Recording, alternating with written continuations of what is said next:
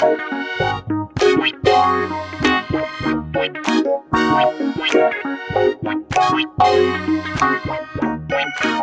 back, everyone, to Einstein's Eyes, our YouTube channel. I'm your co-host, Carl Rosen, oculoplastics, neuro-ophthalmology in Anchorage, Alaska. I'm with my friend and co-host and former Hi, I'm Jon co-resident. Ditkoff. Yeah. How you guys doing? And I'm in northern New Jersey. Carl's in Anchorage, Alaska, and we get to meet once a week to do these wonderful YouTube videos. And welcome. So today we're going to talk about a drop that you can get on Amazon, you can get online, supposedly NAC drops that get rid of cataracts or that slow the progression of cataracts. And we're going to talk about that. But we're also going to talk about who gets cataracts, how we treat them, what they are. So this is what a mature cataract looks like after a patient is dilated. This is called a slit lamp photo. And this is a schematic of the eye in cross section. Here you see the cornea. This is the pupil. This is the iris.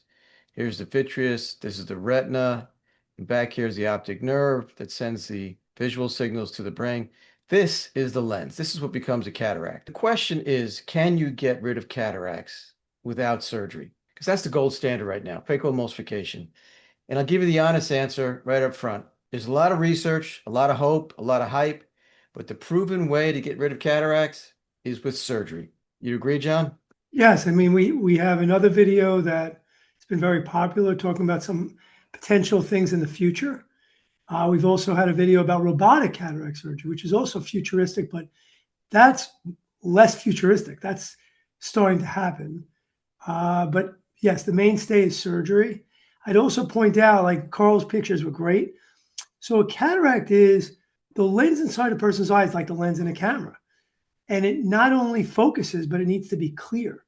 So when a lens starts to become cloudy, that's a cataract. So patients, often will say to me, well, what happens? How do I know if I'm getting a cataract? The answer is you might have a little blurred vision, but ultimately when you have a cataract, you have dim, cloudy, hazy vision, glare, because the lens you're looking through is cloudy, like looking through a dirty camera lens or looking through a dirty windshield in your car. Proven to work for cataracts is surgery, phacoemulsification. Yep. There's other things that we'll mention shortly, but proven. So because online ads for drops, supplements, natural reversal, antioxidants, all sorts of miracle claims, this is a framework for one of the claims that are made by these drops. And these are the drops here. They're called CNAC. I actually took this image from Amazon. You can buy these on Amazon now. We're suggesting you remain cautious. And I'll point out, during our other video, we were talking about futuristic studies that are happening. A few of the people did comment that they're using NAC, and that's proven. And that's why we decided to do this video, because as you'll hear us talk about, we're glad we welcome people's comments, and we really like that. And then we can really discuss it more in depth. So let's start from the beginning. What is a cataract? It's a clouding of the eye's natural lens. It's not a growth on the eye. It's not a film you can wipe away. The lens sits behind the iris and normally stays clear so light can focus on the retina. But as we age, proteins in that lens start to break down and clump, and the lens gets cloudy. And we talked about this in the VP001 recording that was very popular. That cloudiness causes blurry vision, glare, faded colors, trouble at night, halos, and glass prescription changes. Oncoming headlights are exploding. The glare is killing me. I can read, but it's like looking through frosted glass.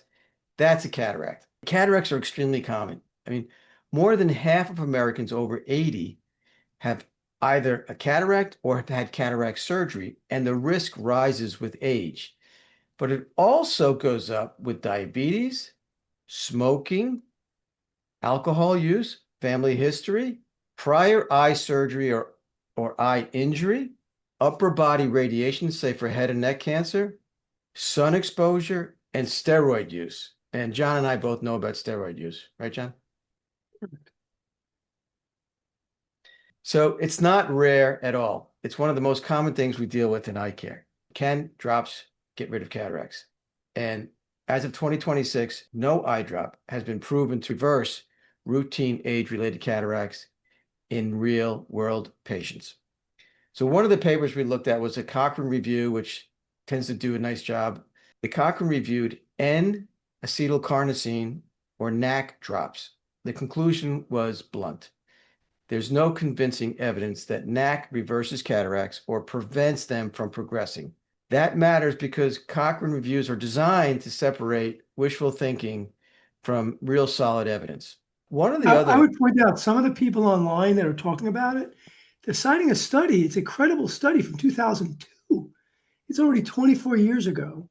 And they're citing that these people had improvement in their cataracts. But the problem with that study is they were basing the cataract improvement not on the cataract itself, but on the symptoms of a cataract. So, for example, you have a 72-year-old patient comes in with a little bit of glare, a little bit of cloudy vision. They start using this drop. Over 6 months to 2 years, they had some improvement.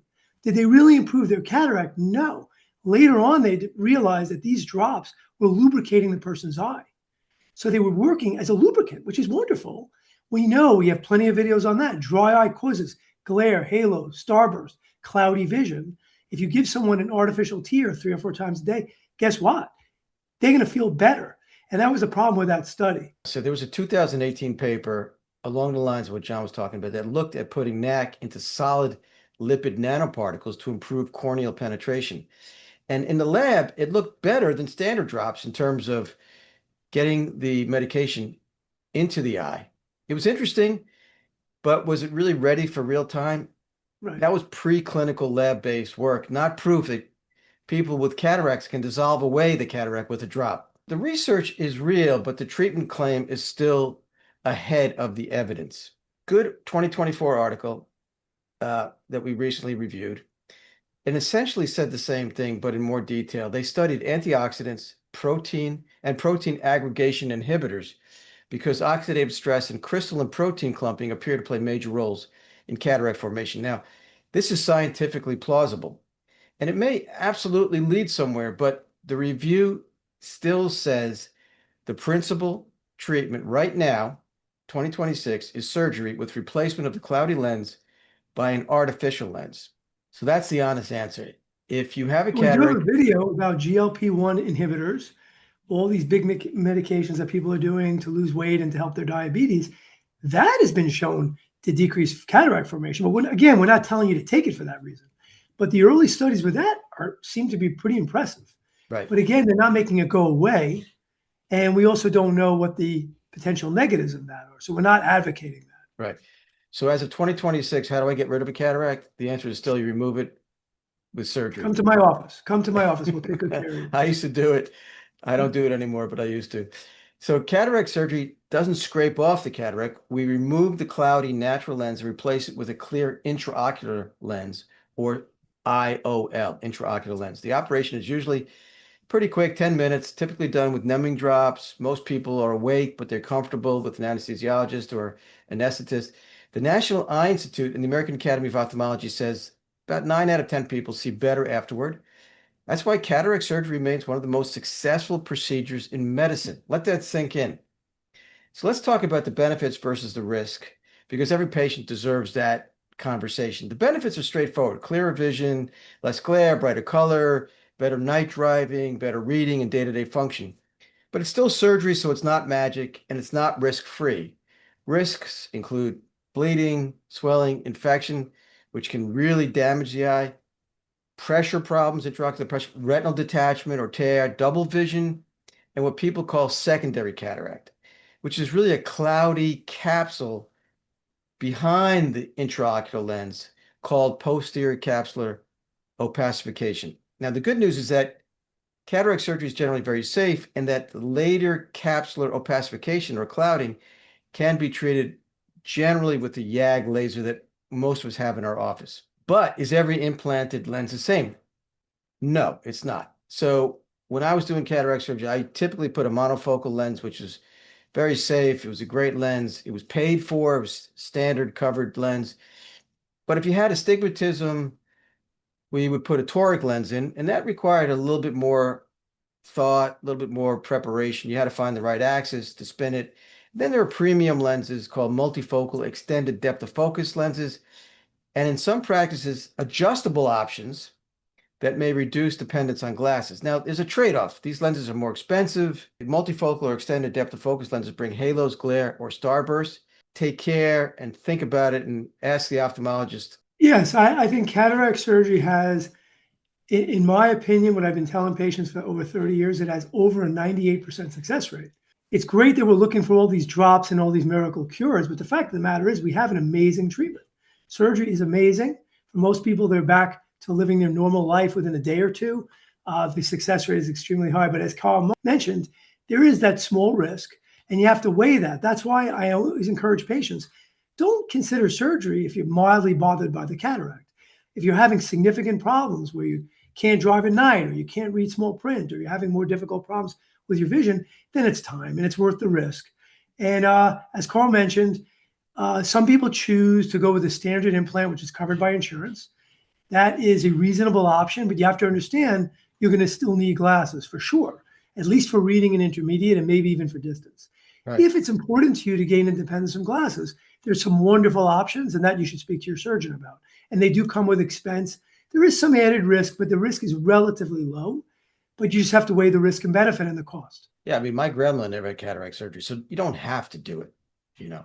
But what about laser cataract surgery? People hear that and assume it's better, Oh, yeah. but it's not automatically better. That's called a femtosecond laser-assisted cataract surgery, and it's available in some practices, but a recent American Academy of Ophthalmology technology assessment said it achieves similar refractive and safety outcomes to conventional phacoemulsification. And that's what I did and what John did.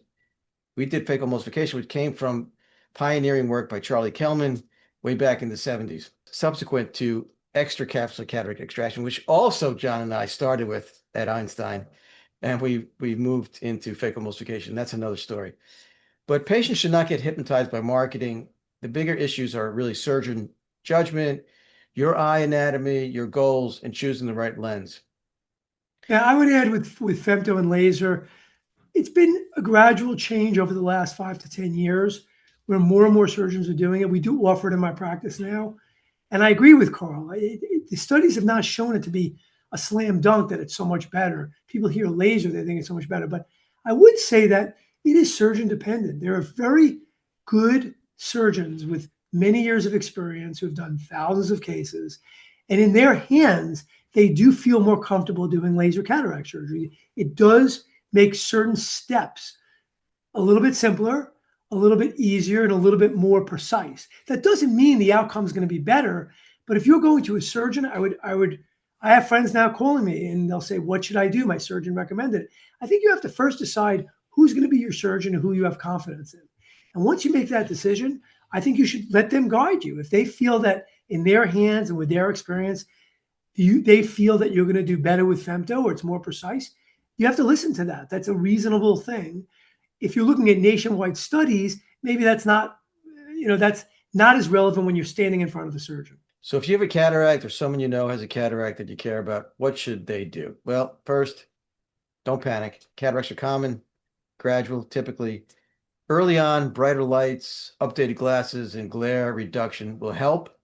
Polarized lenses. You may also want to reduce risks where you can.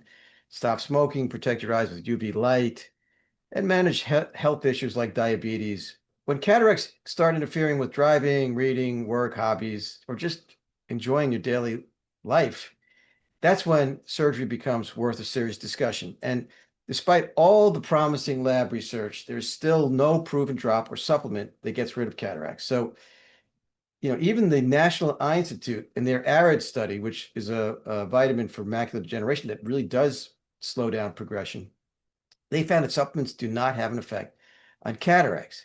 So the takeaway, cataracts are common, but they're treatable. Surgery works very well.